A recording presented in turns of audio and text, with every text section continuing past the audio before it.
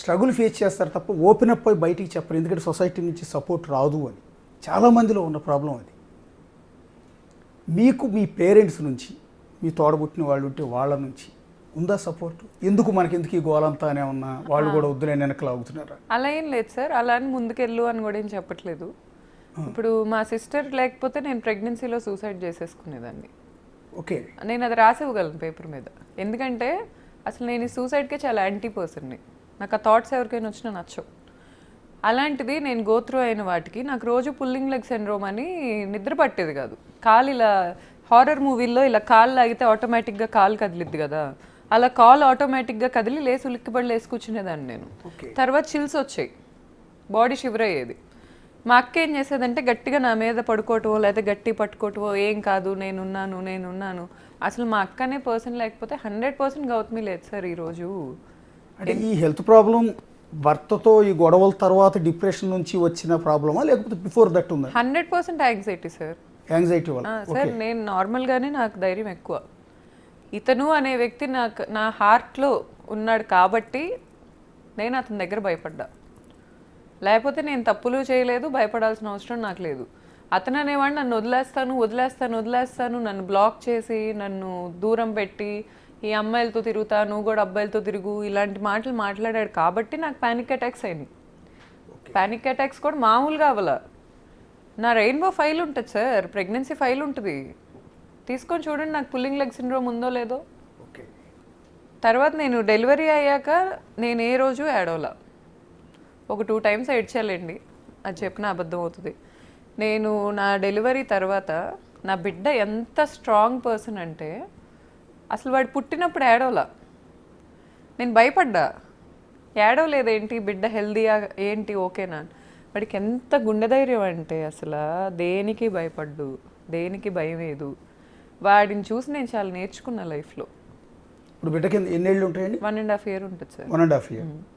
ఈ 1.5 yearలో ఈ డిస్ప్యూట్ తర్వాత కొడుకుని చూడటానికి ఎప్పుడు ధర్మమహేష్ రాలేదండి? సార్ ప్రయత్నం కూడా చేయలేదు? లేదు సార్, జనవరిలో మేము విడిపోయాం. ఓకే, కంప్లీట్గా విడిపోయాం. విడిపోయాక ఇతను ఫస్ట్ నన్ను కొడుకుని దూరం చేస్తున్నారనే పాయింట్ తెచ్చాడు. తర్వాత ఎప్పుడైతే నేను రియలైజ్ అయ్యాను ఇంకా he is no more in my life అని, నేను నీట్గా మాట్లాడా అతనితో. ఇంక ఇది అవ్వదు, సరే విడిపోతా, నేను నీకు కావాల్సినట్టే నేను వెళ్ళిపోతాను ఈ లైఫ్లోంచి. నువ్వు బిడ్డను చూడటానికి వచ్చే టైం మాత్రం నీట్గా ఉండు, రోజు వస్తావా అంటే వస్తా అన్నాడు.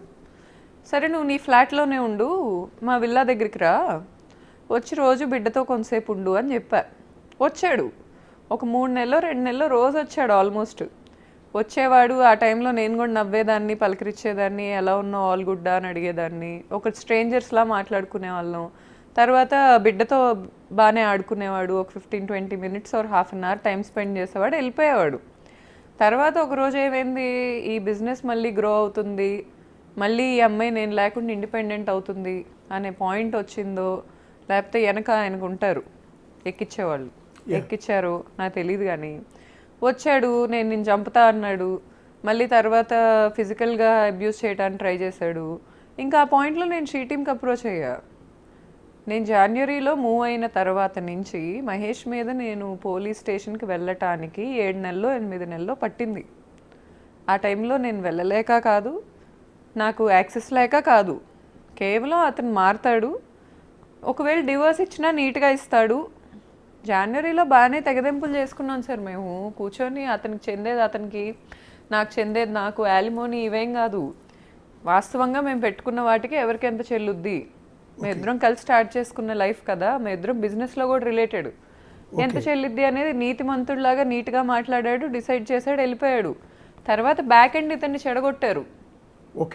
నువ్వెందుకు ఇవ్వాలి, ఇవ్వకపోతే ఏం చేసిద్ది, మనకు ఆ మినిస్టర్ తెలుసు, మనకు వాళ్ళు తెలుసు, వీళ్ళు తెలుసు, ఒక ఆడది ఏం చేసిద్ది అనే పాయింట్లోనే నన్ను ఫిజికల్గా, మెంటల్గా, ఫైనాన్షియల్గా అన్ని విధాలుగా ఎక్స్ప్లాయిట్ చేస్తూ ఇప్పటికీ చేస్తున్నాడు. Financial exploitation. ఇప్పుడు మా డాడీ మరి వెనక సపోర్ట్ లేకుండా నేను సర్వైవ్ అవ్వలేను. ఇంజనీరింగ్లో ఎలా అయితే ఇబ్బందులు పడ్డానో నేను డబ్బులు లేక, ఇప్పుడు నాకు అదే పరిస్థితి. అతని అకౌంట్లో మినిమం 50 లక్షల బ్యాలెన్స్ ఉంది, ఎక్కడి నుంచి వచ్చింది?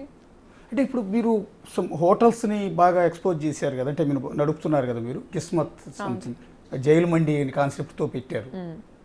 జైలు గదులు పోలీస్ స్టేషన్ లోపల లాకప్లు ఎట్లా ఉంటాయి, జైలు లోపల గదులు ఎట్లా ఉంటాయి, కటకటాలు పెట్టి దాని లోపల మండీ సిస్టమ్ పెట్టి ఒక బిజినెస్ లైన్ని తీసుకొచ్చారు. అవును. ఈ కాన్సెప్ట్ మీద అతందా? ఇంటీరియర్ అనేది ఇద్దరి డెసిషన్ సార్. ఓకే. జైలు పెడదాం అనేది, రెస్టారెంట్ పెడదాం అనేది నా డెసిషన్, మండి కుజిన్ పెడదాం అనేది అతని డెసిషన్.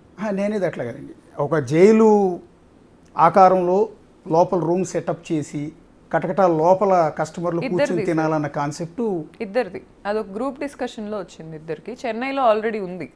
ఓకే. చెన్నైలో జైల్ ఖానా అనే నేమ్తో ఆల్రెడీ ఉంది. ఇది చూసావా అనే పాయింట్ వస్తే ఇలా పెడదామా, ఇలా పెట్టేద్దాం. మొత్తం టోటల్ ఎన్ని ఉన్నాయండి ఫ్రాంచైజీ మీద బ్రాంచెస్? ఇప్పుడు 17th ఓపెన్ అవుద్ది సార్ త్వరలో. 17th మీరే నడుపుతున్నారా, ఇంకా అతని కింద ఉన్నాయా? అతని కింద బ్రాండ్ లేదు సార్.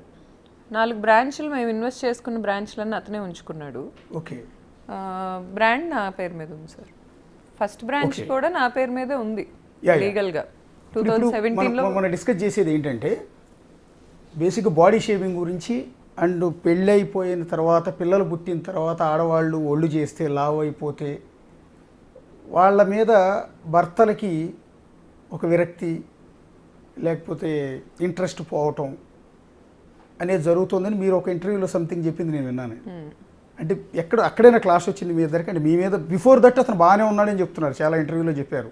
సార్ నాకు హానెస్ట్గా నన్ను తప్పుగా అనుకున్నా నేను అదే మాట్లాడగలను సార్. ఒకవేళ అతను అమ్మాయిలతో తిరిగినా నా బిడ్డ కోసం నేను యాక్సెప్ట్ చేసేదాన్నేమో. ఓకే. ఒక ఆడదానిగా చెప్తున్నాను నేను ఈరోజు. ఎందుకంటే ఎండ్ ఆఫ్ ద డే ఎవరు ఫాదర్ రోల్ని రీప్లేస్ చేయలేరేమో అనే భయం ఉంటుంది తల్లికి. యాక్సెప్ట్ చేసేదాన్నేమో. వావి వరుసలు ఉండాలి. అక్కలు, చెల్లెళ్ళు, లేకపోతే నా ఫ్రెండ్స్, ఇవి నాకు అవ్వవు సార్. నాకు వాల్యూస్ ఉండాలి, క్యారెక్టర్ ఉండాలి.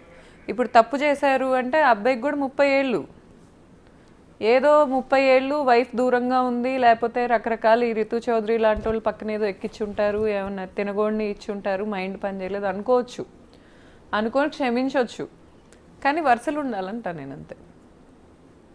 క్యారెక్టర్ ఉండాలి.